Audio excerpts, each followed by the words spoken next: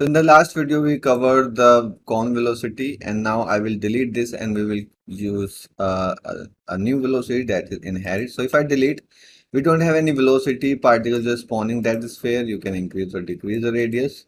Okay, so let's say you have this 10 or maybe 50.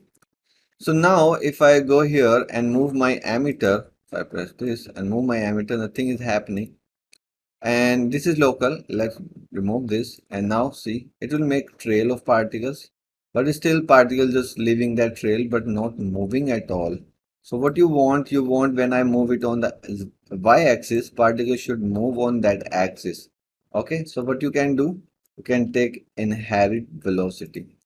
If you put that in the particle spawn, you can also put this here in the update. So let me show you what the difference. So we will go with the default setting. So now if I move it on the y-axis, see particles moving on the y. If I move it on the z, particle move on the z, and I can just move it in any direction. And this is very cool. Particle following the emitter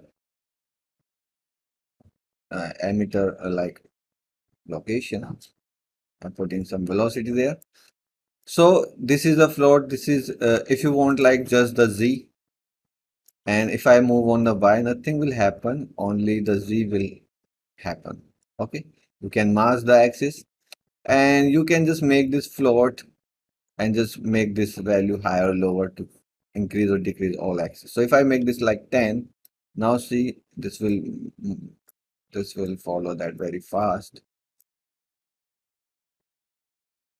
Okay, so if I'm moving on y, particle on this side, you can go negative. If I make it like -10 and move on the y now, particle going back.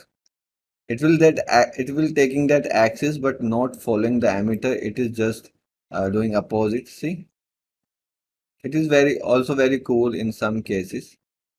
See, so and then it has this limit. So if you make this 1, see, moving very slowly, so it will just limit your this value. Okay. Then it has also source speed threshold. It is now 25. So we have this much of animation. If you make this like 0,